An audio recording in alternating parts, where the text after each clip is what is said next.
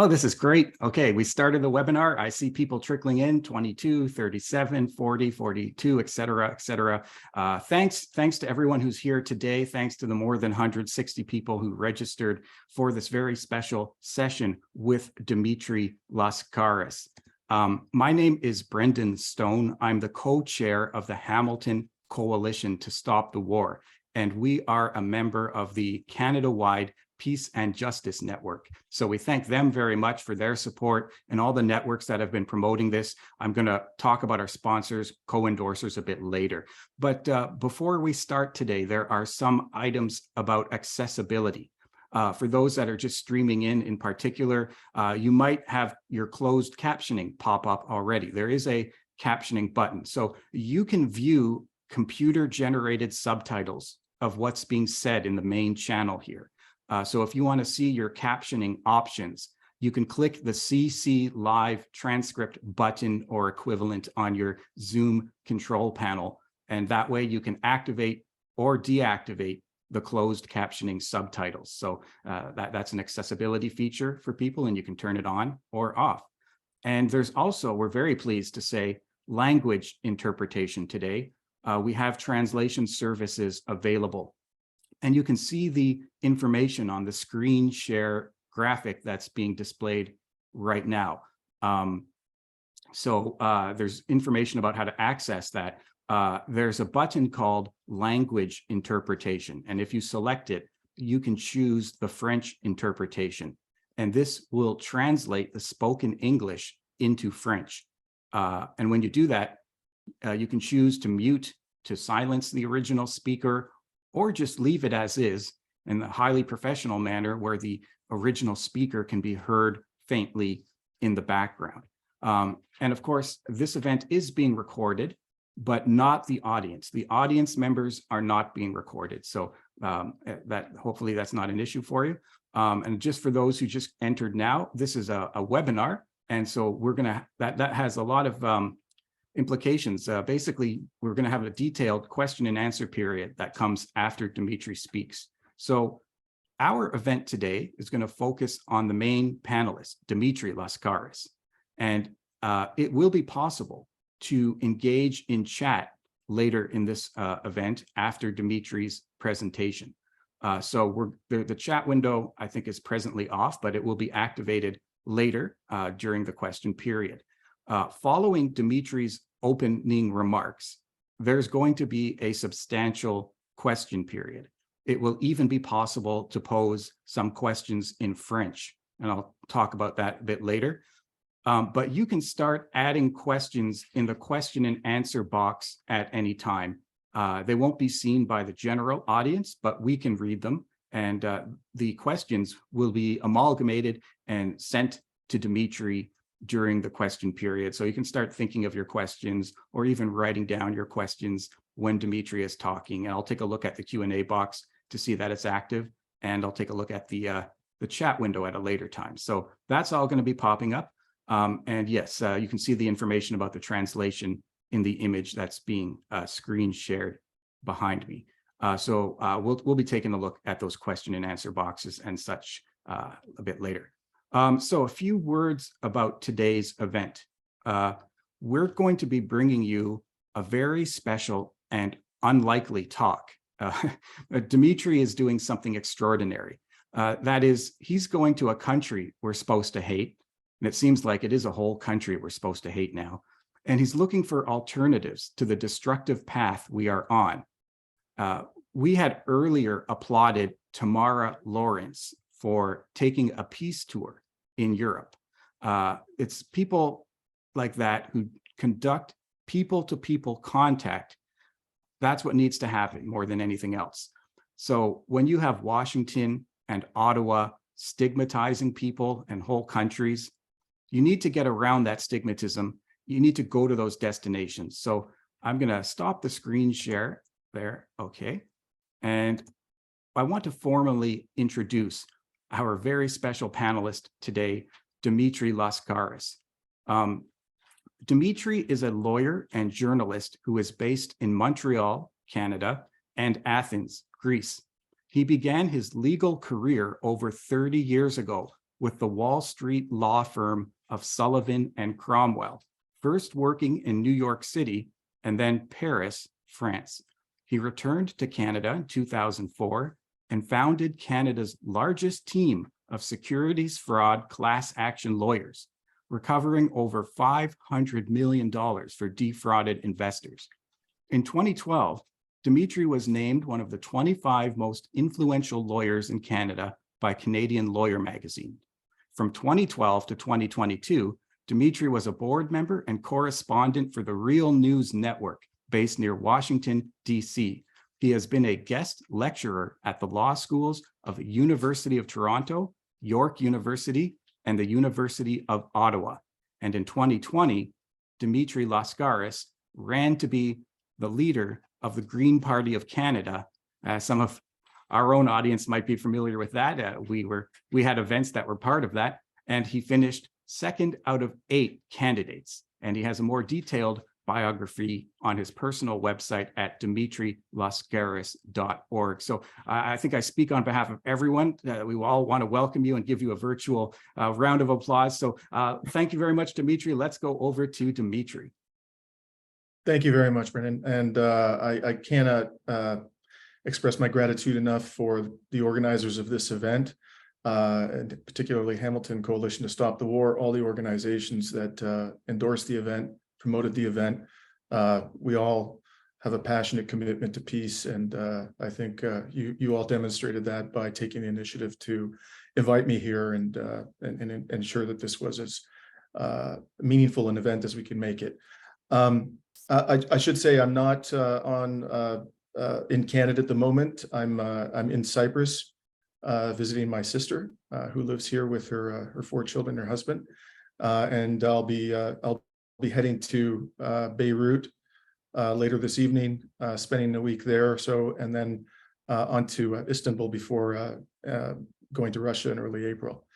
And I wanted to start by talking a little bit about the title of this event, and it derives from an article that I wrote 2 days after the launch of Russia's invasion in February of last year. The article that I wrote was entitled, and I posted on my website, "The Art of Peace Requires Us to See the World Through the Eyes of Our Enemies." And in that article, I offered a preliminary legal opinion in my capacity as a lawyer with experience in the field of international law, that Russia's invasion likely violated the United Nations Charter. I also argued, however, that Western powers bore considerable responsibility for the war. Since then, and I must say I've probably spent far more time than is good for my health analyzing and researching both the causes of the war and the state of the battlefield and the direction that this existentially dangerous conflict is heading. But because of what I've learned since that time, my views have evolved somewhat. Now, although I continue to believe that on balance, the invasion does likely violate the United Nations Charter, I must say that based upon what I've learned since then, I have less confidence in that opinion than I did in February of last year. And moreover, I'm now convinced that not only did the US government and its Western allies recklessly or inadvertently provoke this war, I actually believe that it was very likely the goal and the intention of the US and British governments, and possibly other Western governments as well, to ignite a full-scale war between Ukraine and Russia. And in my opinion, they actively sought this war. I now consider the evidence of that to be simply overwhelming. In the past year, however, there's one thing that hasn't evolved, and that is that I continue to believe that the art of peace requires us to see the world through the eyes of our enemies. In fact, I think I believe that more than ever. And what do I mean by seeing the world through the eyes of our enemies? By that phrase, I do not mean that we must agree with those who are deemed to be or we consider to be our enemies. Rather, what I mean is that we must try to understand them and their perspective. And understanding, I think it's elementary, is not synonymous with agreement. Understanding, however, can create a basis for finding at least some common ground, and finding common ground is, in my view, a prerequisite to a negotiated peace. If we are seriously committed to finding common ground with our enemies and to achieving the peaceful resolution of conflict, then we must endeavor in good faith to understand our enemy's grievances, fears, needs, and objectives. And only by developing an understanding of these things will we have any real prospect of finding sufficient points of agreement to enable mutual compromise and to develop the basis for a peaceful resolution of conflict. Now, although I'm not and have never been a military man, as Brendan indicated, I have considerable experience with dispute resolution in my capacity as a lawyer. I've practiced law for over 30 years. And during that time, as was indicated, I specialized in class actions against sophisticated multinational corporations that had harmed or had allegedly harmed large groups of ordinary citizens. And my opponents invariably were Bay Street litigators of the highest caliber. My clients, on the other hand, were ordinary citizens who had been appointed or who sought appointment by courts to represent the victims of mass wrongs. Now, once a class action is commenced, the parties and their legal counsel become engaged in what might be regarded as the jurisprudential equivalent of war. With one side, the corporate defendants, generally possessing vastly greater litigation resources than the plaintiffs and their legal counsel. And now it's true, of course, that in the type of warfare, as I'm referring to it, that we class action lawyers prosecute for our clients, the belligerent parties are not sent to their deaths. They are not grievously wounded. They're not permanently disabled. Civilian infrastructure isn't destroyed. Nonetheless, litigation is the product of conflict, and it is the means by which conflict in our society is resolved non-violently. In class actions, the stakes are generally huge, often reaching into the hundreds of millions or even billions of dollars. The lives of class members and defendants can be affected significantly, sometimes even dramatically. In many class actions, reputations are destroyed or redeemed. Economic security is strengthened or undermined. And at every step of the way, emotions can and often do run high. And in these jurisprudential wars, of course, the battlefield, if you can call it that, is the courtroom. Predictions as to how courts will determine the dispute are fraught with uncertainty and risk because the issues are complex and their resolution requires the application of careful judgment, oftentimes somewhat subjective discretion, and usually with less than full information. Now, yesterday I was interviewed by a German media outlet, Activism Munich, about the Ukraine war. And after I argued in that interview that Ukraine should immediately enter into negotiations with the Russian Federation with a view to seeing whether a peaceful resolution of this war is possible, the interviewer put to me this question. He said, many argue that Ukraine has the right to defend itself. How do you respond to that argument? My answer to him, or the substance of it, was, of course, Ukraine has a right to defend itself, as do all sovereign states, but having a lawful right to pursue a certain course of action does not necessarily mean that pursuing that course of action is in one's interests.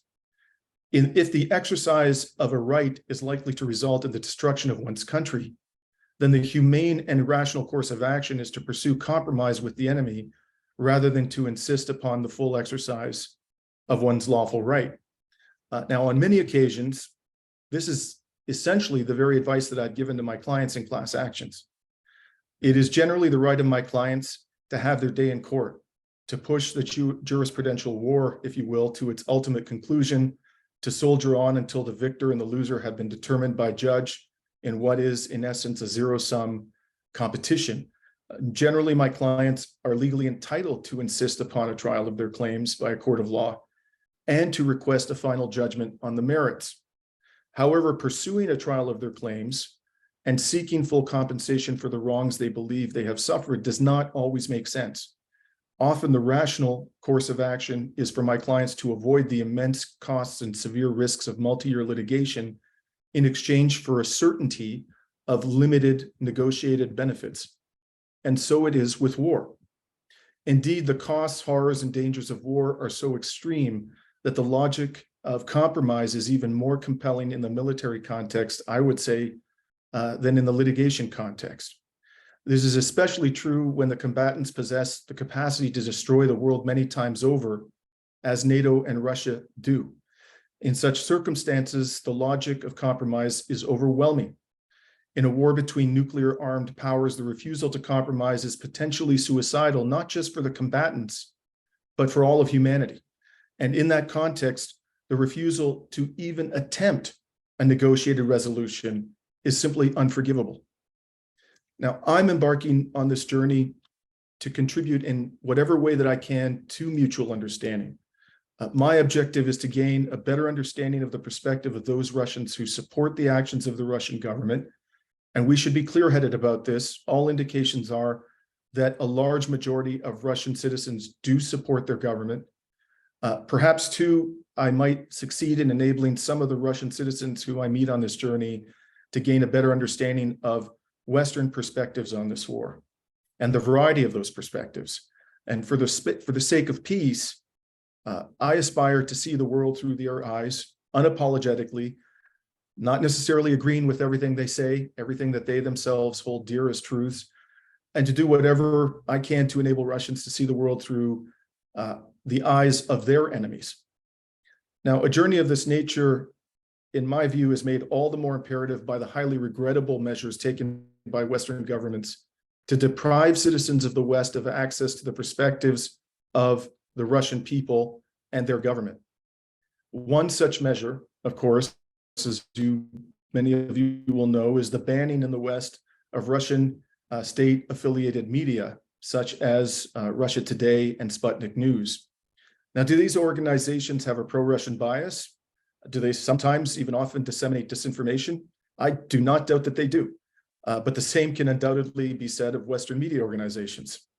Overwhelmingly, Western mainstream media possess a pro-Western, pro-NATO bias and often disseminate disinformation about the causes of this war, the state of the battlefield, and about NATO's intentions and Russia's motivations. And I categorically reject the notion that limiting the citizenry to one side's biased perspective is the surest path to truth. On the contrary, I've always believed that truth is most likely to emerge from vigorous and open debate between those whose interests are most deeply affected by the dispute. And indeed, that principle is the very foundation of our system of litigation, which we Canadian lawyers refer to as the adversarial system. The principle is that open and transparent debate is the best path to truth, not necessarily a perfect path to truth, but the best of various alternatives is, I would say, in fact, the foundation of democracy. After all, if ordinary citizens cannot be trusted to make sensible, intelligent decisions with the benefit of full information, why would we give them the power to determine who will govern us? In the entirety of the Western political elite and the Western mainstream media, I do not know of a single person, not one, with whom I trust more to discern the truth about this war than I trust myself. And that's exactly how you should feel. You, each and every one of you, are the best arbiters of the truth about this war. And in order for you to make the best judgment about this war, you must have unfettered access to as many perspectives as possible about this war. When it comes to war, I implore you never to surrender your judgment to Western political elites or Western mainstream media. Have they not lied to you enough? Did they not lie to you about Vietnam? Did they not lie to you about Iraq? Did they not lie to us all about Libya, Afghanistan, and Syria? Did they not lie to us about Israel's apartheid regime being a democracy? Did they not lie to us about torture at Guantanamo Bay, at Abu Ghraib, and at the hellish CIA black sites around the world? How many times must governments of the West and the mainstream media lie to us about war before we finally refuse to take them at their word? Decades of shameless Western deceptions about war lead inexorably to conclusion. We must exercise our own judgment about war. And in order for us to make fully informed judgments about war, we must have access to as many sources of information as possible. We must never confine ourselves to those sources of information which are approved or allowed to us by our political elites or by the well-heeled executives who manage media and social media platforms. They simply cannot be trusted. And in fact, I would say they've forfeited the right to be trusted. Now, for many weeks, and some of you may know this, the website of Global Affairs Canada has included a dire warning about travel to Russia. In big letters, red bold letters, the Global Affairs Canada website declares, avoid all travel to Russia. And it goes on to advise that due to the impacts of armed conflict with Ukraine, including partial military mobilization, restrictions on financial and transactions, and increasingly limited flight options, avoid all travel to Russia. If you are in Russia, you should leave while commercial means are still available. If you remain in Russia, maintain a low profile. Canadians holding Russian citizenship may be subject to call up for mandatory military service. Now, maybe Canada's government is entirely justified in issuing this warning. And maybe I will soon regret that I didn't heed it and that I went to Russia despite that warning. But after having been lied to so many times by my government about war and about the official enemies in the West, I cannot help but have a suspicion, which may or may not be well-founded. And that suspicion that is that at least part of the government's motivation for issuing this warning is that it does not want Canadians to discover truths about Russia and its people that might undermine the mainstream Western narrative about Russia and about this war. And I think that's precisely why they've tried to deprive us of access to pro-Russian media. Now, finally, before I conclude my opening remarks, I want to clarify a few points about this journey. First, no person or organization has invited me to Russia. There is no welcoming committee. My decision to travel to Russia is entirely my own, and I took it on my own initiative. Second, this journey will be entirely self-funded. No one has offered to defray any part of my expenses, and if by chance I were to receive an offer of compensation, I will refuse it. Third, I have not been paid one penny of compensation by any person or organization to write or speak about Russia or the Ukraine war. On my website and on various independent media platforms, you can find numerous articles I've written about this war. On social media, and particularly my Twitter account, you can find hundreds, probably thousands of posts at this stage about this war and our relationships with Russia and China. I have not been offered, nor have I received a penny of compensation from any source for any of those articles or posts. Also, I've done numerous interviews about this war, including on Russia Today. I have not been offered, nor have I received a penny of compensation for any of those interviews. And finally, I want to say that I really have no illusions about the limitations of this journey. I've never been to Russia. I don't speak Russian. I'll be there for only 1 month. Given the vastness and complexity of this country, these constraints mean that there will certainly remain formidable gaps in my understanding about Russia, its people, and this war after my journey has ended. Also, the dialogue that I hope to facilitate with Russians might have little impact. It might have no impact whatsoever on either the Canadian or Russian public discourse about this war. But there is one thing of which I'm certain, and that is when this trip is over, I will have a better understanding of Russia and its people than I have today. In fact, I will have a better understanding of Russia and its people than I could ever have by confining myself to relying upon Western governments and Western mainstream media to inform me about this country and its citizens. And ultimately, if improving my understanding of this country and its people is the only good thing that comes from this journey, then I believe that this journey will have been eminently worthwhile. Thank you, and I look forward to engaging you in discussion. Well, thank you very much, Dimitri. And I'm sure people would all be clapping loudly if we're in a room. So thank you very much. You know, the fact is the questions already piled up and people are raising their hand and such in the participants window. So we're going to prioritize French questions at this time in case there are French questions, because we still have our interpreter present. Now, looking through the Q&A and what's being submitted to me at this time, I don't see French questions at this time. We will keep our eyes open. Now, I have received some questions already that have been sent right to me. So going to the question and answer box here, we have one from Jerry Bonello. it says, do nations have the right to take preemptive action to defend themselves? If so, could Russia's invasion be viewed as a preemptive self-defense, given the fact that Ukraine was being developed with training and arms as a de facto NATO state? And I'm glad you asked that question. I'm sorry, the questioner his name's Jerry. Is that correct? So thank you, Jerry. I'm glad you asked that question, because that is the very question that's caused me to wonder about the legality or illegality of this invasion. I've come to understand, since I wrote that article in February of last year, that quite extensive preparations were being made by the Ukrainian military. And this is important, apparently, to launch a full-scale attack upon what have come to be referred to as the separatist parts of the country. In other words, the Donbass, Donetsk, and Luhansk.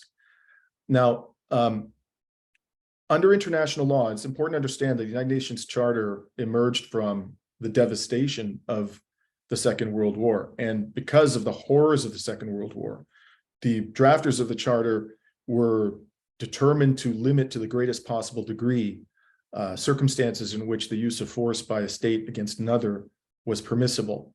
And they did recognize, international law does recognize to this very day that you can act preemptively as a state to defend yourself. But in order for that to happen, or to be justified, the attack from another state has to be, or the territory of another state has to be imminent. And I'm not aware of any evidence that these forces that were accumulating on the line of contact, these Ukrainian military forces, were planning an attack on the internationally recognized territory of Russia. The attack that they were planning, apparently, was on parts of what is internationally recognized as Ukrainian territory, or certainly was at that time. And so a couple of things happened behind the scenes, or I should say not behind the scenes, it was all very public, but it happened in a very quick succession prior to the Russian invasion. And that is the People's Republic of Luhansk and the Donetsk People's Republic, the DPR, declared independence. And Russia the Russian government immediately recognized them as independent states. And they then issued a call for military assistance from Russia. And it's at that point that Russia invaded. Now, had they been independent states, under international law, they would have been entitled to call upon Russia, and Russia would have been entitled to respond to that call by providing them with military assistance to resist attacks from the Ukrainian military. The issue is whether their declaration of independence and statehood and Russia's recognition of that declaration and their statehood was sufficient to give them the status of sovereign states under international law. And I think on balance, the probability is, I'm not someone who's spent a tremendous amount of time looking at that important question, but I think based on my understanding of international law, probably it was not sufficient. The simple fact that they declared independence and statehood and Russia recognized it, that one state out of the many states of this world recognized them as independent states, probably didn't confer upon them a separate legal identity from that of Ukraine itself. And so we go back to the situation where an attack on Russia must have been imminent to justify intervention, military intervention. And I don't think there's any real evidence that Ukraine was planning to attack the internationally recognized territory of Russia at that time.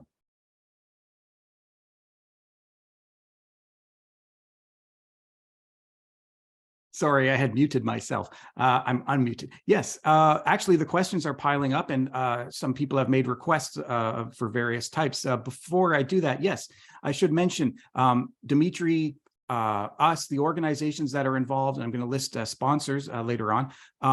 This is not funded. We all have to get out and push to make an event like this happen. So we do encourage you to donate to the Hamilton Coalition to Stop the War. If you go to the website, hcsw.ca,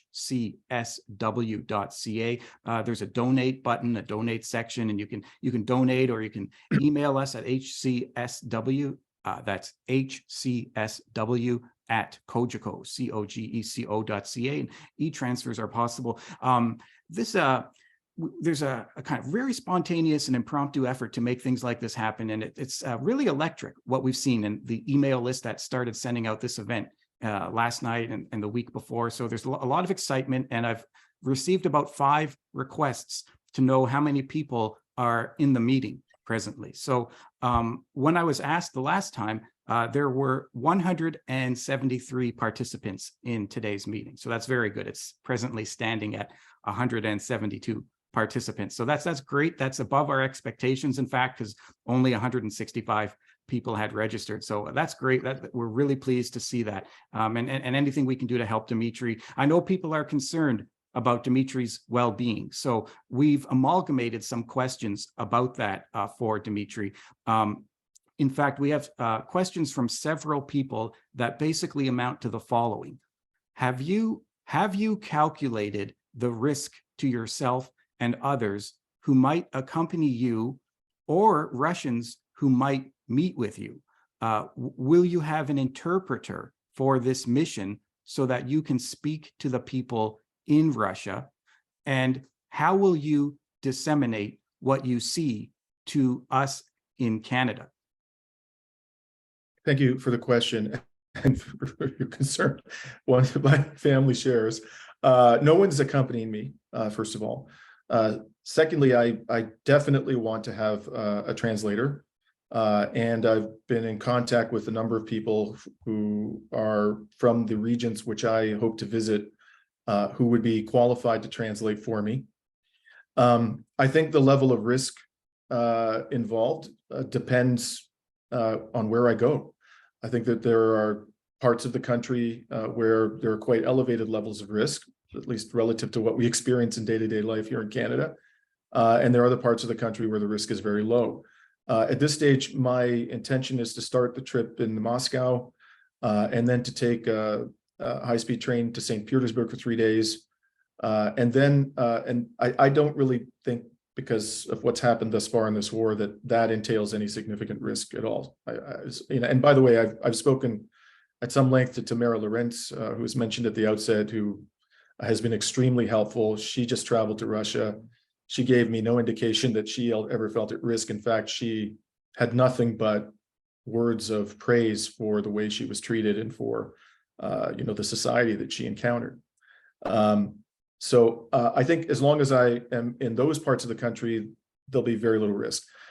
Things might get a little dicier when I'm going to try to go to the Belgorod region, which is near the northern Ukraine the northern border of Ukraine and Russia.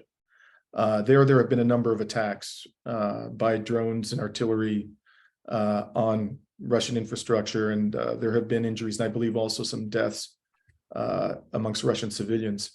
But again, the level of destruction there has been quite limited, fortunately. And then I want to conclude my voyage in Crimea and spend, perhaps as much as half of my trip in that area. Again, I think there's some level of risk, but the Crimea has not seen a lot of warfare until now. Tragically for the people of Ukraine, the vast majority of the death and destruction is happening on their territory. And I do not plan to enter the internationally recognized, well, I guess you could say Crimea is part of that, but, Crimea, with the exception of Crimea, I don't intend to enter what might refer to as the internationally recognized boundaries of Ukraine itself. And frankly, the reason for that is I think it'd be very difficult for me to get in. I think I would have to go as a journalist, and as it was explained to me, that would require a very lengthy and burdensome approval procedure, which I just didn't have time to undertake. Thanks, Dimitri. I'm pleased to say there's about 10 questions that can be amalgamated into about 2 questions that we'll get to shortly. I'm sorry, I left one thing out, which is very important. I wanted to, the part of that question was, how do I intend to report on this? My intention is to do video reports along the way. I don't know to what extent I'm going to be able to issue those video reports while I'm in Russia, partly because I don't want to spend a lot of time doing editing And I've got a month there. I don't want to spend a lot of time doing editing and uploading while I'm there. I want to spend as much time as possible meeting people. So it might be that my video reports are not going to be published until after I leave the country at the end of April. Good. Although there are some questions that are going to be stuck together, there's one very specific question here I guess we should put to Dimitri.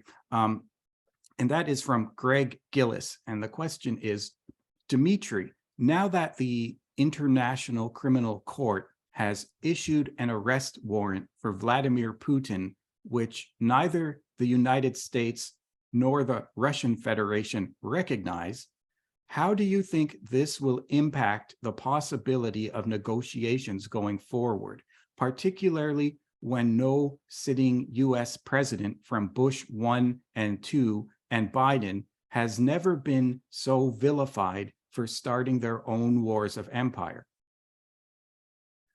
I have a number of things to say about this indictment, but let me preface my answer by pointing out that I haven't actually read the indictment. Broadly speaking, based upon my review of media reports, the ICC is alleging that the Russian government, with the approval of the president himself, was removing children of Ukrainian citizenship from the territory of Ukraine to the territory of Russia, which they say is a violation of international law, and in many circumstances it would be. My understanding is the Russian government's justification for this is that these children were removed from a war zone for their own protection. So I don't have enough information at this stage to really offer any kind of an opinion on the merits of these allegations. The question that I think you're asking, which doesn't really address the merits of the allegations themselves, is an extremely important question. First of all, let's just sort of step back and acknowledge, as you have done in your question, that the ICC has had ample opportunity to prosecute people who have flagrantly committed war crimes repeatedly at the highest levels of Western governments and of governments that are allied with the West.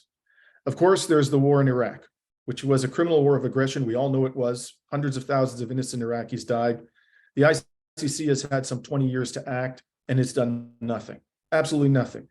The US government, as I indicated in my opening remarks, effectively admitted that it engaged in torture, which is a war crime.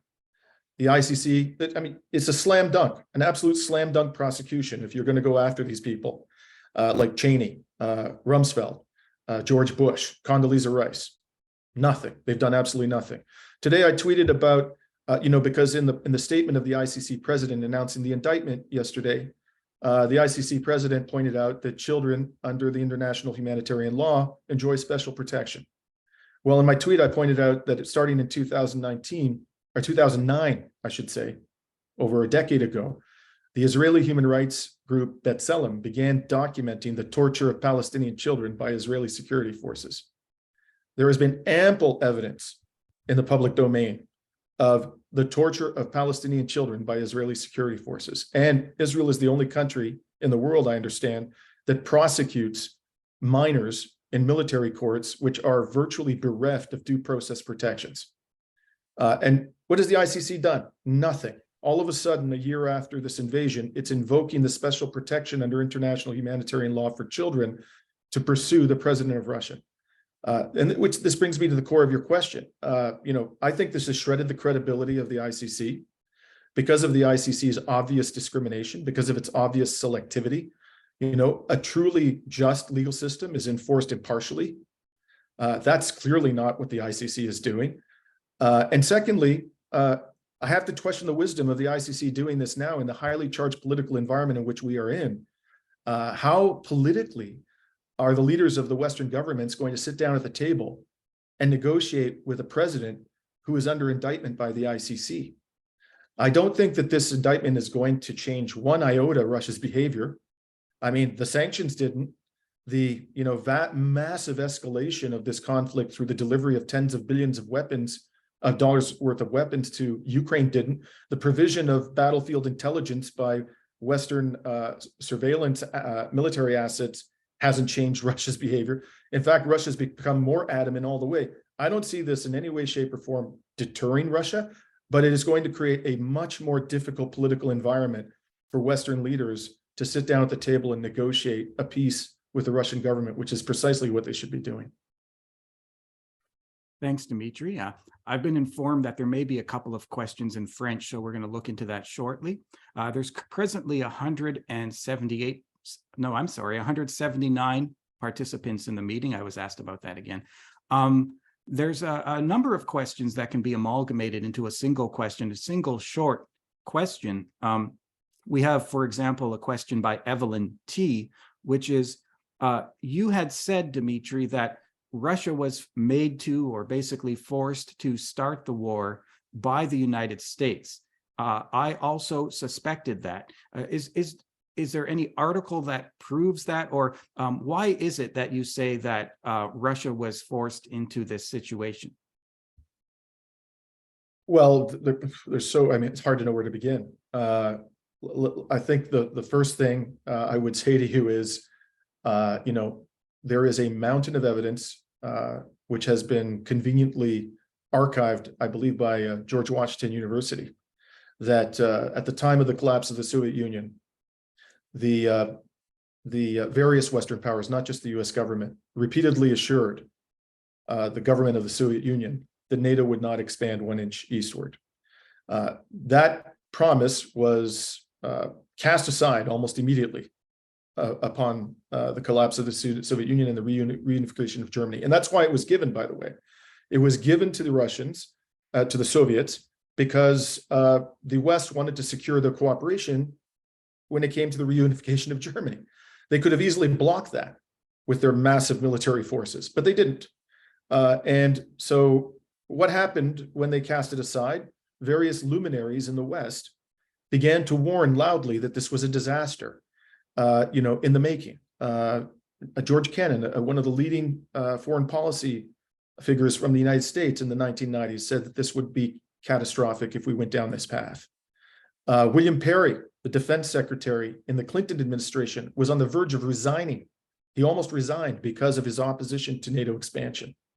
William Burns, the current director of the CIA, when he was subsequently posted to the Soviet Union, I believe in a diplomatic capacity, before becoming the director of the CIA, he sent a cable to the State Department, which was subsequently leaked by WikiLeaks, in which he said that he had interviewed people across the political spectrum, from liberals in Russia to, as he put it, knuckle-dragging nationalists. And there was universal opposition to NATO expansion. Everybody viewed it as an existential threat. We get to the 2007 or 2008 Munich Security Conference, by which time NATO had repeatedly violated its assurance that there would be no NATO expansion eastward. And Vladimir Putin finally stands up and he says, enough is enough. And if you try to bring, any more Eastern countries, and particularly Ukraine and Georgia, into NATO, you're crossing a red line and there are going to be consequences. And he even told Bush, as I understand it, that if NATO tried to bring Ukraine into the military alliance, Russia was going to seize Crimea. They were told this years in advance, and they did it anyways. Why did they do it? What possible reason would they have to have had to have done it? I mean, Russia at that point in time wasn't threatening Ukraine. Absolutely not. And in fact, there had been, elections held in which I'm sure governments came to power in Ukraine that were not at all to the liking of Russia. And yet there was no military conflict. So first of all, there was NATO expansion. Then in 2014, yes, people, there was a coup. We're being told that there was no coup in 2014. By any rational measure, what happened in 2014 was a coup. There was a violent overthrow of a democratically elected president, Viktor Yanukovych, which was orchestrated by the United States government and by the EU. We even have evidence that that was the case that we never have, almost never have in any other, coup context. And that is, there was a conversation recorded between Victoria Nuland, a senior State Department person who had jurisdiction or authority over Eastern Europe, and Jeffrey Pyatt, who at the time was the ambassador of the United States to Ukraine, in which Nuland is choosing the next prime minister of Ukraine, a guy named Yatsenyuk, even before Yanukovych was overthrown. And sure enough, he did become the prime minister of Ukraine. The head of Stratfor, which is a consulting firm which is deeply embedded with the US military industrial complex, he described this as the most blatant coup in history. And what happened after this coup? Well, first of all, dozens of pro-Russian Ukrainians were burned alive in Odessa by far-right lunatics. The Ukrainian government adopted laws which effectively infringed upon the language rights of Russian speakers in Ukraine. And then this resulted because Yanukovych's support came predominantly from ethnically Russian and Russian-speaking Ukrainians. So when he was overthrown, they felt as though they had been disenfranchised, that their rights had been taken from them. And this was confirmed to them when they saw the violence in Odessa, when they saw these laws coming out, which were depriving them of the language rights which they had previously enjoyed. And so they rebelled. And then what happened? The Ukrainian military began killing civilians in the Donbass. I think 14,000 Ukrainians died prior to this war. This war actually began and not in 2022, it began in 2014. And so Russia obviously felt an obligation. Its government felt an obligation to protect these people. Its government felt cheated. And we could have easily foreseen that that's exactly what was going to happen. And then, what happens with the Minsk Accords? Negotiations are entered into for the purpose of resolving the violence in southeastern Ukraine between those who didn't want to be under the rule of this coup government in Kiev and the government itself, or representatives of the government. So they entered to the Minsk Accords, and what happens? The Ukrainian government basically flouts its obligations under the Minsk Accords. The Minsk Accords did not provide for the separation of these portions of Ukraine. It provided for autonomy, limited forms of autonomy for and this is something we're all familiar with. I mean, look in our own country, Quebec has certain special rights under our own constitution because of linguistic cultural differences, which many of us, certainly I support. There's absolutely no reason why you couldn't accomplish something like that in Ukraine. And that is exactly what the Ukrainian government agreed to do. And it violated the agreement repeatedly. And in fact, there's a US academic by the name of Nikolai Petro who's written a book about this, and he's documented precisely how the Ukrainian government in the days leading up, or the months leading up to the invasion, adopted laws which effectively made it impossible for the Minsk Accords to be respected by the Ukrainian government. And so when you look at all of this, either the leaders of the West were colossally stupid, and I don't believe they're that stupid, or they foresaw that Russia at some point was going to be provoked into invading Ukraine. And the thing that kind of cinched it for me when it all clicked and I thought, I think they actually wanted this, was when Joe Biden, several weeks before the invasion, stood at a podium with the hapless Chancellor of Germany, Olaf Scholz, and said, when he was asked what would happen to the Nord Stream pipeline if Russia invaded, he said, "We will bring it to an end. We'll bring it to an end." And this, of course, was preceded by a cascade of pressure and condemnations of Nord Stream by various figures from the US foreign policy establishment, Congress, and Senate. They hated the Nord Stream pipeline. The US government hated the fact that Germany and other European states were becoming economically integrated with Russia, and that their economy was becoming critically dependent upon access to large quantities of affordable Russian gas. They absolutely hated it. And the invasion provided them with the perfect pretext to do exactly what Joe Biden said he was going to do, which was to bring it to an end if Russia invaded. So, I can't read people's minds. I don't know. I can't say for certain what was in his mind, or, in the mind of Boris Johnson or in the mind of Olaf Scholz. But all we can do is look at how people behave and listen to what they say and draw inferences about their motivations. And I think when you look at I haven't, by any means given an exhaustive list of factors or evidence, but I think when you look at the totality of it, I think the most plausible inference is that the US government and the British governments wanted this war because it provided them with a pretext to bring to an end economic relations between Europe and Russia, and to fatally weaken Russia itself, and also to weaken Europe, frankly. Yeah, thank you, Dimitri. Very thorough answers. I've been notified that there are a couple of French language questions in the chat, and while we still have interpretation available for people speaking French, I'll try to get these questions asked and answered now. The first question is from Michael Welch of Global Research, and he was asking how Canadians can support Dimitri's visit.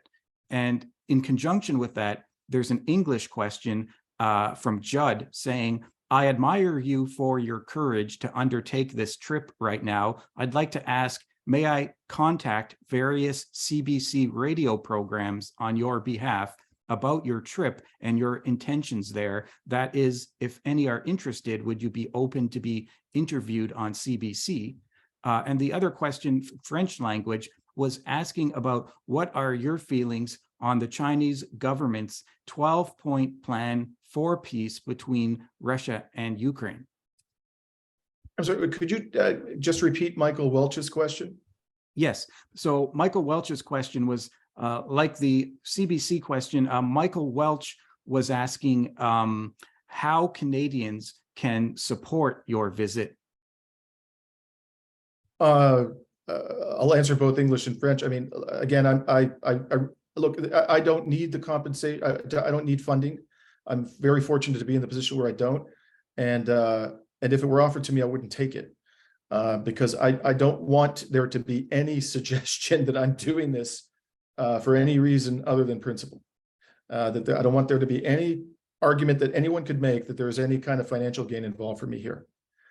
So the support that you can give is by disseminating whatever information I'm able to provide about what I learn when I'm in Russia. And, you know, when I start issuing video reports, for example, you know, if you can share those with people, share the information, whatever it is that you may acquire from watching those reports, that would be great. Obviously, the more we can share what those of us who are able to travel to Russia learn, I think the higher the prospects will be for mutual understanding and negotiated peace.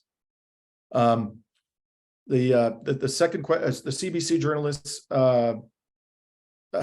look, I would love to do an interview on CBC. CBC has interviewed me a number of times, mostly in connection with my work as a class actions lawyer, also when I was running to be the leader of the Green Party. But of course, and I think a lot of people on this call aren't going to be surprised by this, I have not been contacted by a single journalist from the mainstream media about my views about this conflict or my trip to Russia.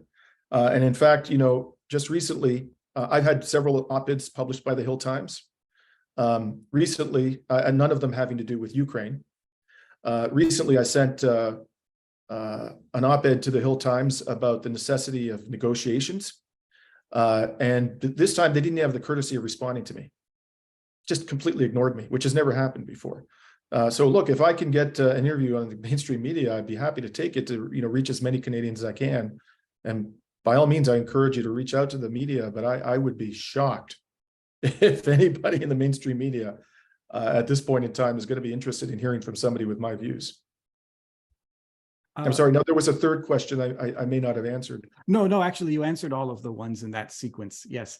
And there are a couple of related questions we had received, not from that, but questions that are related to each other. So the first one is from Sheila, and it's the question is, do you think that the US-NATO alliance has any intention of pursuing a peaceful negotiation at this time?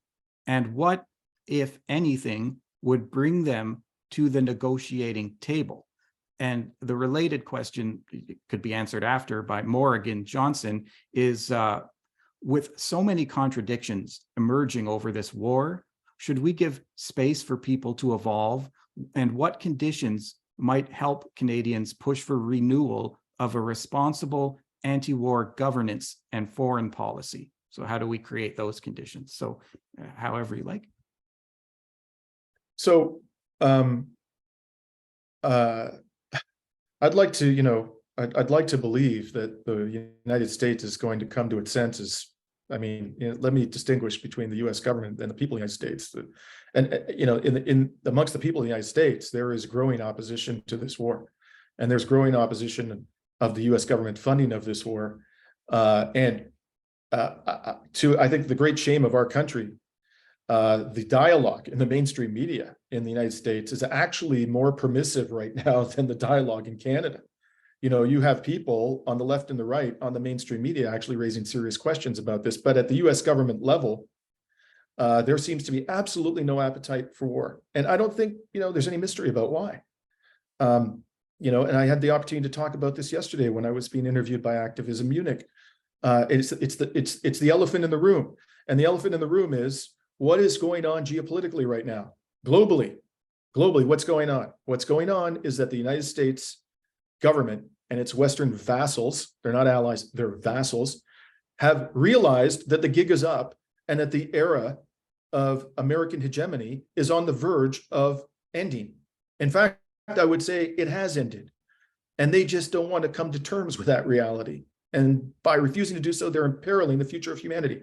But in their own minds at this stage, as far as I can tell, the leaders of the US government, the British government, you know, they believe that the era of Anglo-American hegemony is not over and that it's possible for them to perpetuate it indefinitely.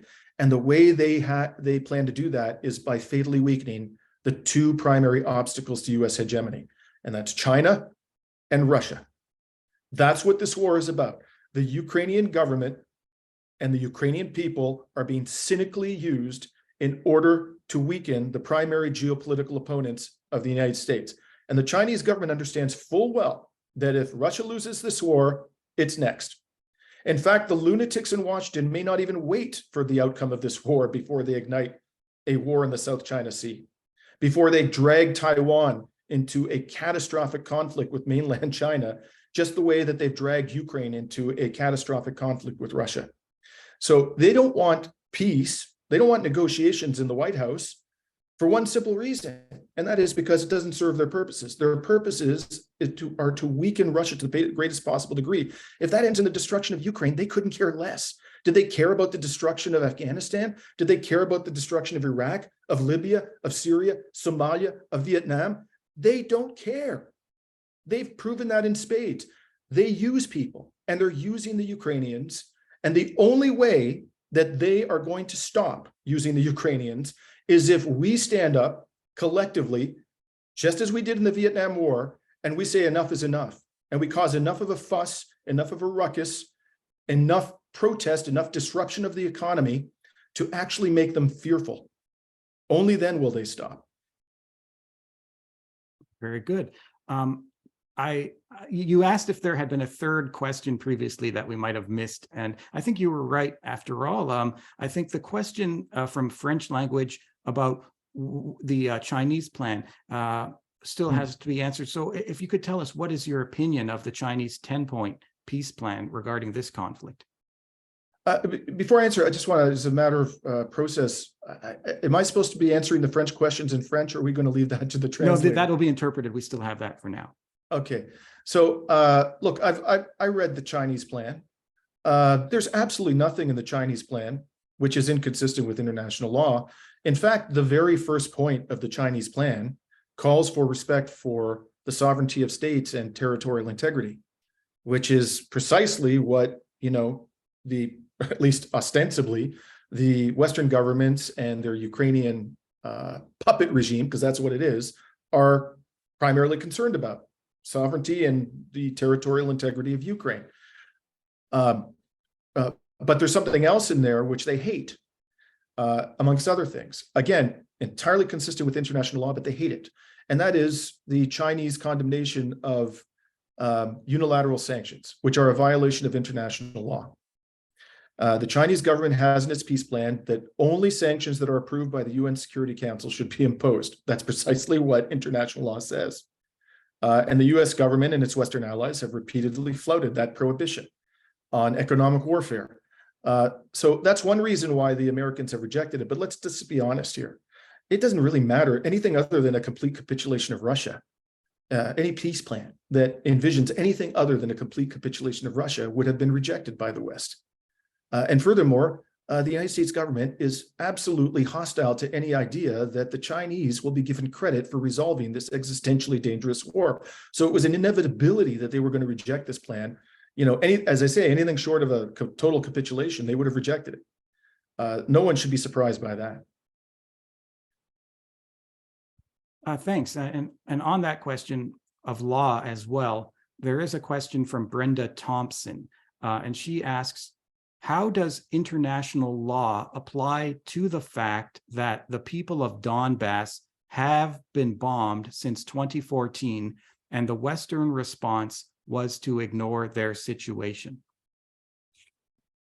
Well, there's this interesting, I didn't mention this when I was talking about the legal analysis. There's this interesting, doctrine of some controversy called the responsibility to protect. And it is a doctrine which Western nations have invoked repeatedly with catastrophic consequences. They were purportedly protected. So, for example, as I recall, they quite vociferously invoked it in the case of Libya, which is now an absolute disaster zone. They, I believe, also invoked it in the case of Yugoslavia and Serbia and Kosovo. And then they proceeded on the basis of, their purported responsibility to protect to repeatedly, viciously bomb, civilian targets in Belgrade itself, something they're now, accusing the Russians of doing. So I think that this doctrine, while it may be superficially appealing, it is dangerous if it is done without UN Security Council approval. If there is an initiative at the international level with UN Security Council approval to intervene militarily or by other means, for example, with economic sanctions, in order to protect a vulnerable population like the people of the Donbass, wonderful. The problem is that the founders of the United Nations Charter, to their great discredit, conferred a veto power on a small handful of states, which they've used repeatedly to prevent consensus on these critically important issues. And so this, this is, I think, why Russia was very much, I have trouble, completely rejecting, I can't in good conscience completely reject the Russian government's perspective on this, because they did try to negotiate over a number of years to address their concerns. They did support the Minsk Accords. They did put together, just before the invasion, a comprehensive treaty on a new security architecture for Europe. And the Americans said, get lost. They did, again, at the 11th hour, ask the Americans finally to respect their commitment not to expand NATO up to the borders of Russia. And the Americans said, get lost. So what were they going to do? Where were they going to go? To the UN Security Council, where they would have been confronted by a British, French, and American veto? And I think that the problem here is that the UN Charter is fundamentally flawed. It's fundamentally flawed. So you have a situation here where, technically speaking, probably Russia's invasion was a violation of international law of the UN Charter, but it's very difficult to see what else the Russians could have done other than employ military force in order to address their legitimate grievances and concerns. Thank you, Dimitri. And audience members should know, Dimitri, I think he can stick around until about 1:15, and at that time, he'll have to leave. We've been able to answer a lot of questions, and I'm very pleased about that. I have two questions here, but before I do that, I was also asked, will this webinar be made available online? And the answer to that is yes. We are making recording of this webinar, and it will be published on the Hamilton Coalition to Stop the War website at hcsw.ca. It will be a front page item, and it will go into our newsletter, which you should subscribe to. Go to the Contact Us section and tell us you want to get on the newsletter. We've got MailChimp, and we have a lot of informative updates of this nature. So we have two questions from Vince F. here. So I thought I'd just give them both at once. One of them is really only half a question. So question from Vince is, have you, Dimitri, found any conclusive evidence that Canada helped overthrow the Ukrainian government in 2014 via funding, training, and/or arming anti-government protesters? I can't find anything specific. And he also asked you, are you planning to go to Crimea?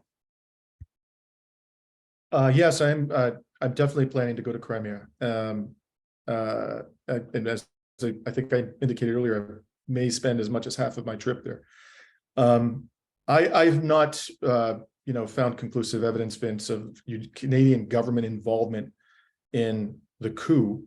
I strongly suspect that the Canadian government was highly supportive, but I think the people who took the lead on that were the Europeans, and particularly Victoria Nuland of the State Department. Okay. A question from P.O. Zander. How do you look upon the relationship between Ukraine's will to fight and our own Western support?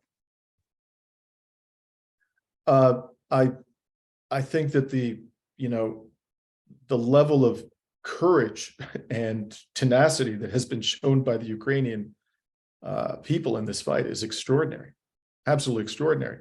I want to separate, that comment from the neo-Nazi elements in Ukrainian society and the military, whom I condemn in the strongest possible terms, absolutely condemn them. And I want to say one thing about that, okay, that, we often hear from those who are pro-NATO, pro-war, that, the problem of neo-Nazism in Ukraine today is no worse than it is in a number of other Western states. Well, I think that the evidence strongly undermines that suggestion. And I'm just going to cite to you one fact, and that is that the Ukrainian parliament in 2018 declared a national holiday for Stepan Bandera, a Nazi collaborator who founded an organization, co-founded an organization that was involved in the mass slaughter of Poles, Jews, and Russians in the Second World War, was allied with the SS. Bandera was a notorious anti-Semite, and any suggestion that he was anything other than a vile, despicable Nazi is absolutely false. And they declared a national holiday in Parliament in favor of this man. And in fact, it's on January 1st. And this year, in the middle of the war, when they celebrated the birth of Stepan Bandera and his legacy, Poland, which has been one of the most ardent supporters of Ukraine, issued statements. Its government issued statements, stridently condemning the Ukrainian government for celebrating the legacy of Stepan Bandera. That's how vile this character is. So I don't know of any Western country where in recent memory, they have, declared a national holiday at the parliamentary level, at the legislative level in favor of a Nazi. I mean, so this is a serious problem in Ukraine, but there are a lot of people in Ukraine. I'm in no position to say what proportion. There are obviously a lot of people in Ukraine, a great many, who are not Nazis. They're simply defending their territory, and they're doing so with extraordinary courage. But as I said earlier, that courage is being cynically exploited by the United States government in order to achieve its nefarious geopolitical goals. And this will end in the destruction of the Ukrainian people. That's the relationship between their courage and the goals of Western governments. Very well answered, Dimitri. And there is a question that relates to that in terms of who is the enemy here, who is fighting, who are the combatants. Owen Hughes asked he said, seeing through the eyes of the enemy is a fine principle, but who in this war is the enemy? Putin has referred to Ukrainians as brothers, so presumably he does not see all Ukrainians as the enemy. Yet the current government has mainly insisted on continuing in spite of the massive losses already incurred. Ukraine cannot continue without NATO support. So who is, in fact, the enemy? Through whose eyes should we see? Well, I think if you're talking from the Western perspective, I think the enemy is very clear. From the perspective of the Western political elite, the perspective of the Western media, and sadly, a very substantial proportion of the citizenry in Western countries, due in no small part to their propagandization. The enemy is the Russian government and those Russians who support the Russian government. That's the enemy. From the Russian perspective, I think the enemy is unquestionably the Ukrainian government, unquestionably NATO. They don't view the Ukrainian government as having any legitimacy because they are convinced that there was a coup in 2014, and that this government is a product of that that illegitimate overthrow of a democratically elected president. So they're the enemy. I think that obviously they would include neo-Nazi Ukrainians as the enemy. And, if you follow the discourse in Russian Telegram channels, which I do, I try to get as much information as I can about what they're saying. I think it's important to do that. They have this kind of, the dialogue around the people of Ukraine is kind of, it's muddled and it's kind of schizophrenic, because on the one hand, they seem at times to evince a profound sympathy for the many, many Ukrainians who have died on the battlefield. But on the other hand, they don't seem to have any qualms about killing anybody who takes up arms against Russia. Absolutely none. And doing so in as decisive and as brutal a manner as they possibly can. They claim to respect the laws of war, but I don't see any evidence that the Russian military right now is particularly concerned about the level of casualties amongst the Ukrainian military. I think that their objective is essentially to completely divest Ukraine of the ability to fight back, and that means the annihilation of Ukraine's army. But again, this is coming based upon my interpretation of things I'm reading. I think it'll be enlightening to actually try to flesh out that question with people in private conversation. And, hopefully, a number of them will be willing to go on the record and talk about this. I don't know. Okay. There are some related questions. There's a short question, which we'll get to in a moment. It's from Tony. Tony said, I have talked to Russians opposed to the invasion. So are you going to be talking to Russians that oppose Putin when you go on the trip? Before we get to that, on the question of Canada's role, how did Canada participate in causing the problem that is now occurring? I've been informed in the chat that Yves Engler, the Canadian journalist who we hosted on Wednesday here in Hamilton, Yves Engler has written about this subject. So you may wish to go to his website at yvesengler.ca and look for information about Canada's role in the conflict. Now, in terms of what Dimitri was just saying, there is also a question from Simri, who has it's more of a comment, a statement. He's saying, I'm sorry. I didn't actually answer that question about, speaking to people. Oh, you could answer them together, but if you want to go right go ahead. No, go ahead. Okay, that's fine. So yeah, that was question one. And question two, or statement kind of, is from Simri Gomery. And he says, Dimitri, from a strategic point of view, I think that you are pursuing a self-defeating argument by emphasizing who started this war. It distracts from the fact that the continuation of the war suits Western interests, like weakening Russia economically and make people rich. So if you keep going back to the who started it question, you imply that if we could establish who started it, we would know who is ultimately responsible for everything, all the bloodshed and destruction. I think we have to focus on the present situation and how to stop it. So if you want to address those questions and comments. Well, I don't know how you solve a problem without knowing what caused the problem. How are we going to ever convince the Russians to lay down their arms if we don't address their, at least to some degree, their fundamental grievances? And their fundamental grievances emanate from history, and particularly the coup and Western support for far-right ultra-nationalist elements in Ukrainian society, and the repeated violation of the Western commitment not to expand NATO. I just don't see how you could ever satisfy the Russian government that it should lay down its arms and bring an end to this war by ignoring the history of this conflict. I think, in fact, that's precisely the mistake that we have made over and over and over again. We pretend that this whole disaster started in February of last year, as though everything that preceded it was irrelevant. Well, that's exactly why we're here where we are today. So, with all due respect, I think we have to pay careful attention to history. But I agree with you that, the ultimate objective is to bring an end to the war and the destruction as quickly as possible. So I'm sorry, there was another, I forgot again. Yeah, if you're going to be talking to Russians who are against Putin. Yes. Of course. I mean, I will be happy to speak to anybody any Russian citizen who has, a thoughtful opinion to offer on this. But I do want to say,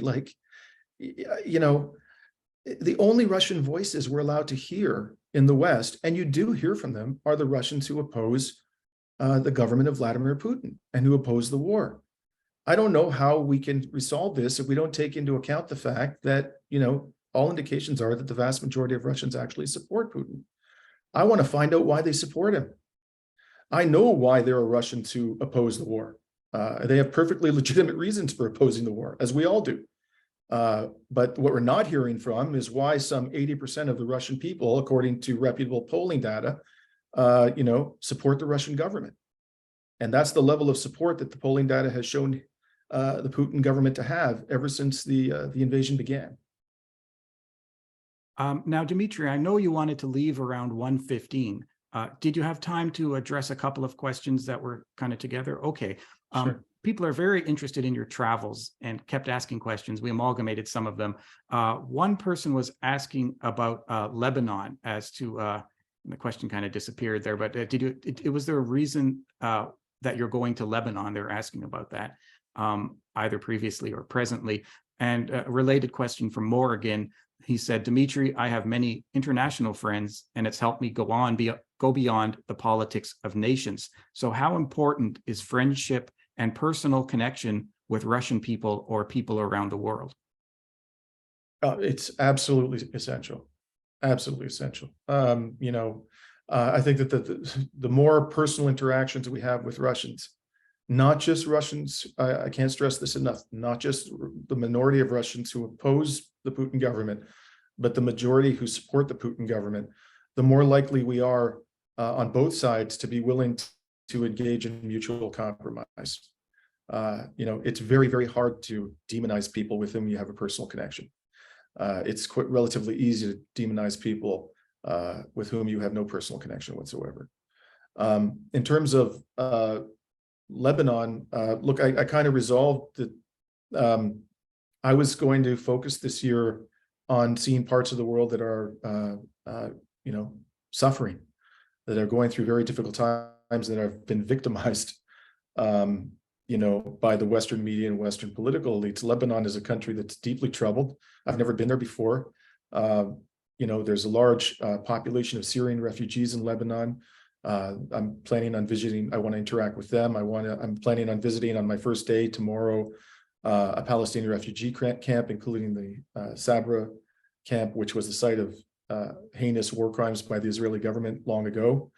I'd like to. I hope to be able to travel to Damascus just for a day. Which obviously very limited interaction, but at least give me some personal firsthand contact with the terrible situation that the Syrian people confront. There was, as many of you may know, there was a terrible explosion in Beirut last year, which just devastated a large part of the city. And the country has never really recovered from that. And the last thing I want to say is, there's a very interesting dynamic in Lebanese politics, very challenging dynamic with, Hezbollah and, other factions of Lebanese society. I want to try to come and understand that, what exactly is the view amongst ordinary Lebanese about Hezbollah? Do they see it as a force for good? Do they see it as a force for evil? Is it fair to characterize it the way it's characterized in the West? So I hope that, at least gain some limited understanding of all these things during my time there. Okay, so how are we feeling, Dimitri? I know it's almost time for you to go. Did you want to address any more questions, or what's your status? I think I have time for one more question. Okay, let's see here. David Kattenberg has asked two questions, so we got to give him one here. The first, take whichever you have time to address. He said, do you think the Palestinian people should negotiate terms with the Israelis? Perhaps that's being asked in relation to this conflict. And David Kattenberg also, he was saying, he says, does the fact that Vladimir Putin is a gangster, something I believe, he put in brackets, complicate peacemaking? So I'm sorry, could you tell me this? Can I just focus on the first question, because I don't really have time to answer more than that, and which I think is a great question. By the way, David, Great to see you, brother. I'm glad you joined the call. Some of you may know David is a dear friend of mine, and I've had the privilege of representing him in long-standing litigation revolving around the sale of Israeli settlement mines in Canada. David is a hero of human rights in this country. So this question, which you've asked, is extremely important. And my position with respect to the Palestinian people is, I think there's some very interesting parallels between the dilemma they confront and the dilemma the Ukrainian people confront. The Palestinian people, there's no real hope of the Palestinian people ever defeating the Israeli military. That's just not going to happen. And so they have a right to resist, just like the Ukrainian people do. Armed resistance, as long as it's not targeting civilians but targeting the occupying army, is entirely within their rights. I've said for many years, long before the Ukraine invasion happened, that I would oppose and I would counsel Palestinians not to resort to violence, even against the occupying army, because it will only end in pain and suffering for them. This is not a fight that they can win.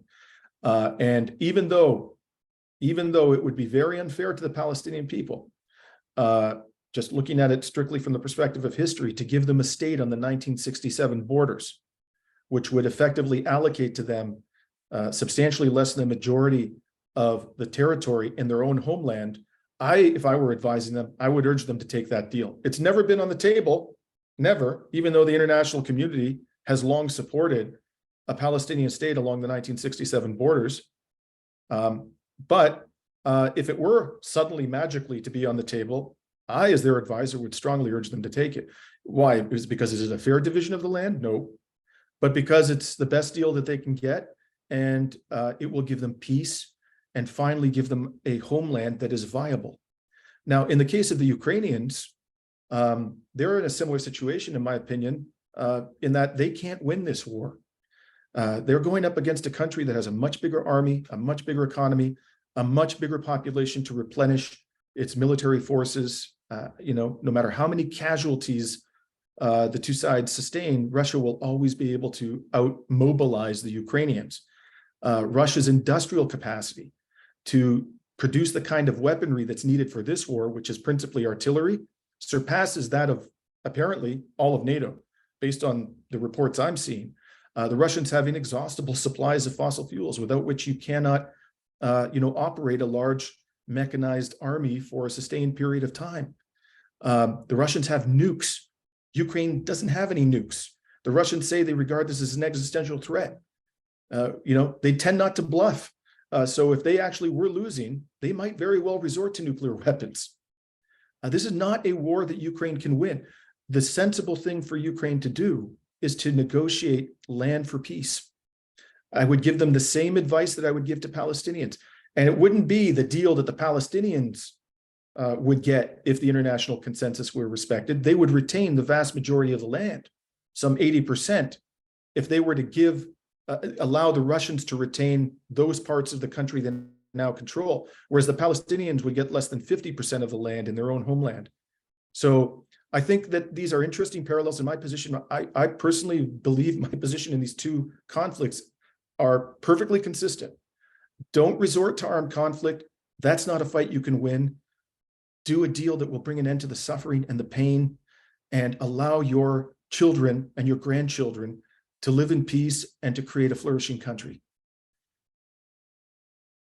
Thank you so much, Dimitri. This has all been very well spoken and inspiring, and people have been very impressed according to the Q&A box and the chat. So we're very appreciative, not just for the time you're giving us while you are out of the country right now, but the fact that you've given us such a skillful discussion, and that one that is so engaging. A lot of the remaining questions are just about how people can help, like the CBC question. Can they get you on CBC? Is anyone ever going to be talking to you in mainstream media, etc.? How can they tour you when you get back? And of course, how can people get this video, which I'll get to. So Dimitri, thank you very much. I hope we can get you in touch with the people that are asking these questions, and with the people asking strategic questions about the peace movement. There have been a couple of those we couldn't really get into, how to broaden this, how to get this out to everyone, that sort of thing. So maybe there'll be follow-up on that at some point. So thank you very much, Dimitri. Thank you, everybody. I really can't thank all of the organizers enough. This was a tremendous idea. And for those who came and asked me these outstanding questions and engaged in the discussion, and your patience and your understanding, I deeply appreciate it. Thank you. Well, thank you again, Dimitri. And I'm going to explain, how many attendees? We got that question once again. I'm sorry, Brent, I do need to go. Yeah, you can so pop out. You can, okay. Thanks, everybody.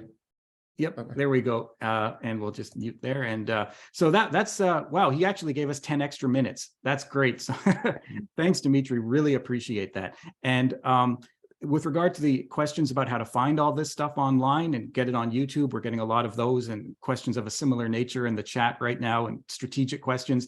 I'll inform you about that in just a moment, but I want to briefly read out the sponsoring organizations, the co-endorsers of today's event, because it wasn't just put on by one organization, but other people circulated it in their network. So we want to thank Peace Quest Cape Breton, Peace Alliance Winnipeg, Manitoba Peace Council, Regina Peace Council, Global Peace Alliance British Columbia, Just Peace Advocates, Calgary Peace Council, Montreal for World Beyond War, Fire This Time Movement for Social Justice, International Manifesto Group, Geopolitical Economy Research Group, and we want to thank those last two in particular for offering us their Zoom services, Pax Christi Toronto, Mobilization Against War and Occupation, MAWO, and the Canadian BDS Coalition.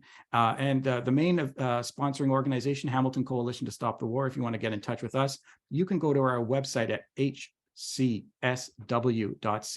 And that's the part about getting this video that I wanted to just mention once again, because of course, this whole event will be placed online. It will be placed on YouTube. And that YouTube video will be posted on the Hamilton Coalition to Stop the War website. So please, in a few days, visit the Hamilton Coalition to Stop the War website at hcsw.ca.